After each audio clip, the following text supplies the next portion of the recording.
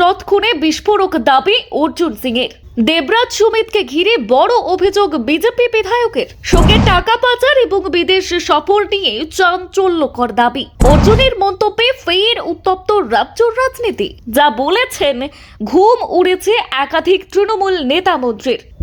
চন্দ্রনাথ রথ হত্যাকাণ্ড ঘিরে রাজ্য রাজনীতিতে নতুন করে চাঞ্চল্য তৈরি করলেন বিজেপি নেতা তথা নোয়াপাড়ার বিধায়ক অর্জুন সিং। সাংবাদিকদের মুখোমুখি হয়ে তিনি তৃণমূল কংগ্রেসের একাধিক নেতার বিরুদ্ধে গুরুতর অভিযোগ তোলেন। শুধু খুনের ঘটনাই নয়, টাকা পাচার থেকে অপরাধ জগতের সঙ্গে যোগাযোগ, একাধিক বিস্ফোরক দাবি করেছেন তিনি, যার জেরে রাজনৈতিক মহলে শুরু হয়েছে তীব্র চাপানুতর। এদিন অর্জুন সিং সরাসরি তৃণমূলের যুবনেতা দেবরাজ এবং সুমিতকে নিশানা করেন। তার অভিযোগ, মুখ্যমন্ত্রী শুভেন্দু অধিকারীর পিএ চন্দ্রনাথ রথের খুনের ঘটনায় দেবরাজের যোগ থাকতে পারে।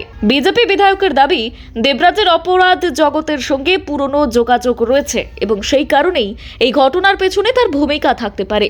অর্জুন সিং আরও দাবি করেছেন, দেবরাজ এবং সুমিত আসলে অভিষেক বন্দ্যোপাধ্যায়ের অত্যন্ত ঘনিষ্ঠ এবং তারা ফ্রন্টম্যান হিসেবেই কাজ করেন। তার কথায়, তোলাবাজি থেকে শুরু করে অপরাধীদের নিয়ন্ত্রণ সবকিছুই এই জুটি সামলায়। এরা ক্রিমিনাল সাপ্লাই করে চন্দ্রনাথকে খুন করেছে, আরও অনেককে খুন করার পরিকল্পনাও ছিল। যদিও একই সঙ্গে তিনি বলেন, মুখ্যমন্ত্রী যদি ব্যক্তিগতভাবে উদ্যোগ নেন তাহলে এই অপরাধ চক্র বা নেক্সাস ভেঙে দেওয়া সম্ভব।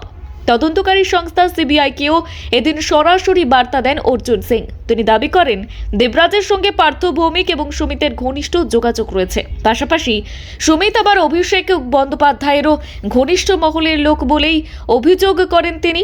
বিজেপি বিধায়কের কথায়, অভিষেকের বাড়িতেও দেবরাজের নিয়মিত যাতায়াত ছিল। সিবিআই একটু খোঁজ নিলেই সব তথ্য এবং সব সত্য সামনে চলে আসবে। এখানেই থেমে থাকেননি অর্জুন সিং। তিনি আরও এক বিস্ফোরক অভিযোগ করেছেন।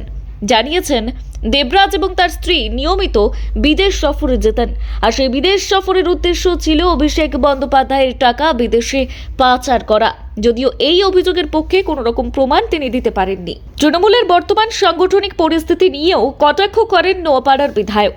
ফলতা কেন্দ্রের নির্বাচন এবং দলের অন্দরের টানাপোড়েন প্রসঙ্গে তিনি বলেন, পুষ্পা বলেছিল ঝুঁকেগা নেহি, কিন্তু এবার পুষ্পা ঝুঁকে গেল।